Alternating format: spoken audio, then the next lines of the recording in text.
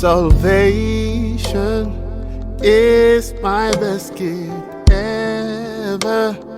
You're the tree of life. I was lost, now I am found. Uyu munsi ngiye kubasangiza ukuntu soma Bibiliya. Ni gute soma Bibiliya? Ese ni ubuhe buryo bwiza mbona bukwiye bwo gusoma Bibiliya? Katurebe. Icyambere, ugomba kuba ufite Bibiliya yawe.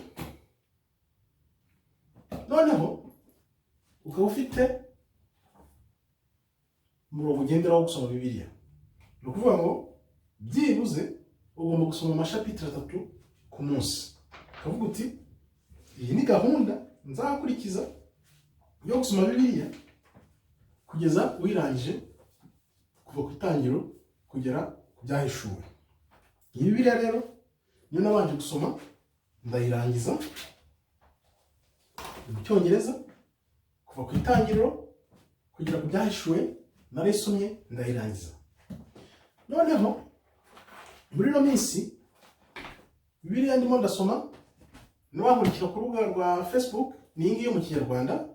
N'uvuga ngo igihe cyose ntangiye Bibiliya nshya ngomba kuba mfite na gahunda nshya yo gusoma Bibiliya. Niyo gahunda nshyashya nkoresha yo gusoma Bibiliya y'Ikinyarwanda. Byongeye njye n'umuryango wanjye ubu turi gusoma Bibiliya buri wa gatandatu. Tukaba dukoresha iyi, ni ukuvuga ngo mu inshuro ya gatatu ngubu ndi kuyisoma. Tukaba tugeze ku gitabo cya Yeremiya. Muyo turi gusoma y'Ikinyarwanda hano tugeze ku gitabo cya Yobu. Iyo maze rero gusoma ibintu byose nsomye byandika ku dupapuro duto tumeze gutya. Ibintu byose mva by'ingenzi ndabifata nkagenda byandika ku dupapuro, nkagenda ntuhina nkadushyiraho, nkabyandika ku dupapuro duto nkabishyiraho gutyo gutyo. Noneho nkafata bya binini nagiye nandika ku dupapuro byose nkabizana nkabipostinga kuri Facebook. Niyo mpamvu ubona postinga cyane kuko mba nabonye byibuze nk'ingingo za ngombwa z'ingenzi byibuze nk'ebyiri cyangwa 20 noneho nkazisangiza abantu kuri Facebook. Ni ukuvuga ngo uko nzandika narangiza noneho nkazisangiza abantu kuri Facebook niko bigenda bituma noneho nibuka ibyo nasomye umwanya ku mwanya, nkabyibuka noneho bikamfasha gutuma sangiza abantu ibyo numva kandi nibuka. Ntabwo bihagararira aho ngaho rero. Iyo maze kubishyira kuri Facebook ndaza nkafata iki gipapuro kingana gutya nkagenda mbyandika ibyo nasangije abantu byose, nkabyandika nkagenda mbyandika nkabishyiraho, nkagenda mbyandika nkabishyiraho gutyo gutyo. Uko sangije abantu nkaza nanjye nkabyandika kuri gipapuro nkabibika. Gipapuro rero bifite uburebure bwa santimetero 50 kuri 70 bituma mbishyira ahantu hagaragara ku buryo nk'iyo mbyutse mu gitondo cyangwa se nihuta nshobora kugira gutya nkarebaho n'ijambo rimwe rikamfasha, kuko nzi ko amagambo mba nashyize hariya nayanditse aba ari amagambo afite aho yayobora ubuzima bwanjye mu nzira nziza. Niyo mpamvu rero byandika kuri ibipapuro binini kandi naho byongeye kandi nkabiteganyiriza mu bihe bizaza. Ntawamenye, ntabwo tuzi nimba internet izagumaho, hari igihe bishobora kugira gutya ukabona ivuyeho, ntawamenye. Ariko byibuze niba ufite ibintu byanditse warabyandikiye ubwawe bigufasha kwibuka ibintu vuba kandi ugahora ubishyizeho umutima.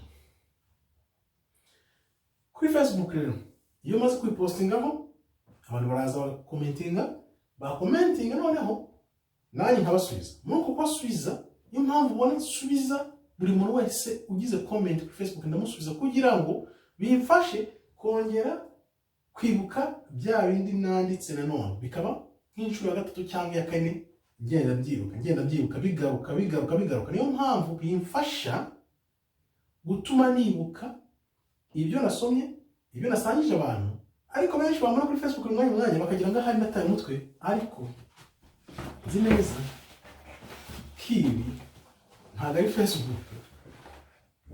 Nzi neza ko noneho umenye ko atari uguta umutwe, ahubwo umurimo w'Imana ugomba kuwukora uko yawugutumye. Niyo mpamvu rero dushyiramo imbaraga nyinshi dusangiza abantu ijambo ry'Imana by'umwimerere kandi tubikunze n'ubushake n'umurava mwinshi. Nyuma rero iyo nangijwe ntabwo mpagarariraho, ndagenda nkanashaka ibisobanuro by'ibyo mba nasomye, cyane cyane nkoresha ururimi rw'Igiheburayo, kuko buri Giheburayo uko gisobanura ijambo ry'Imana uko ryanditse ntabwo ari nk'uko tubizi. Niho rero ubonera ubusobanuro bwa nyabwo bw'ijambo ry'Imana, ibyo bishaka kutwigisha nk'uko byanditse kera. Nyuma rero iyo ndangije ibyo nibwo nkoramo video nk'iyi ndi gukora, noneho nkongera nkasangiza abantu binyujije muri video, bigatuma noneho niga cya kigwa nk'inshuro enye. Nabanje kubyandika hasi kuri kano gapapuro gato, nkurikizaho kubishyira kuri Facebook bisangiza abantu, noneho nkaza nkabishyira kuri ibipapuro binini, cyangwa se ahubwo mbanza kubishyira kuri ibipapuro binini nkamara kujya kuri Facebook, biterwa n'ibyanyoroheye. Noneho nkanakoramo video, namaze kubikorera ubushakashatsi ngo ndebe ubusobanuro bwabyo mu Giheburayo, nkabikorera video nkabisangiza abantu, byibuze nkiga nkabikigwa inshuro enye. Nuko rero niga Bibiliya ndagira ngo mbigusangize, nzi ko nawe bishobora kugira akamaro mu buryo bumwe cyangwa ubundi. Murakoze rero, Imana ikomeze ibarinde. Shalom, shalom, shalom.